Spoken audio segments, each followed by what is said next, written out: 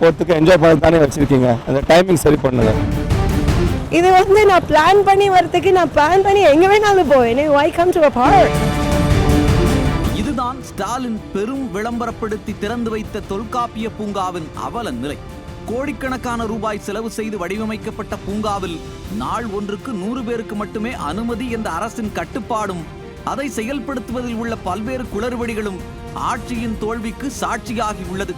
விளம்பரத்திற்காக 42 கோடி ரூபாய் செலவு செய்து திறக்கப்பட்ட பூங்காவில் 100 பேருக்கு கூட நம்பகமான வசதியை வழங்க முடியாத நிலை இருப்பதே எதிர்க்கட்சி தலைவர் கூறுவது போல பொம்மை முதல்வரின் நிர்வாக திறமையின்மையின் வெளிப்பாட்டுக்கு சான்றாகி உள்ளது.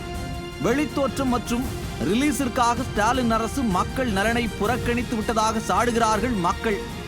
பூங்காவை சுற்றி பார்க்க ஆன்லைன் மூலம் புக் செய்து 1 வாரம் காத்திருக்க வேண்டிய சூழல் போன்ற கெடுபிடிகளுக்கு பொதுமக்கள் கடும் அதிருப்தி தெரிவித்துள்ளனர். அது மட்டுமின்றி ஆன்லைனில் ஒரு நேரமும் பூங்காவின் வாயிற்கதவில் ஒரு நேரமும் குறிப்பிடப்பட்டு இருப்பதால் புக் செய்தும் பூங்காவை சுற்றி பார்க்க முடியாத நிலை இருப்பதாகவும் மக்கள் ஆதங்கம் தெரிவிக்கின்றனர். கூகுள் மேப்ஸில் 6:30 to 6 PM ஓப்பன் போட்டிருக்காங்க. இங்கே வந்து பார்த்தாக்கா டோரில் வந்து வேற ஒரு டைமிங் சொல்கிறாங்க. சார் 8 AM அப்புறம் அலௌட் இல்லைன்னு ரிஜெக்ட் பண்ணிட்டாங்க. வாக் போகிறதுக்கு என்ஜாய் பண்ண தானே வச்சுருக்கீங்க, அந்த டைமிங் சரி பண்ணுங்க.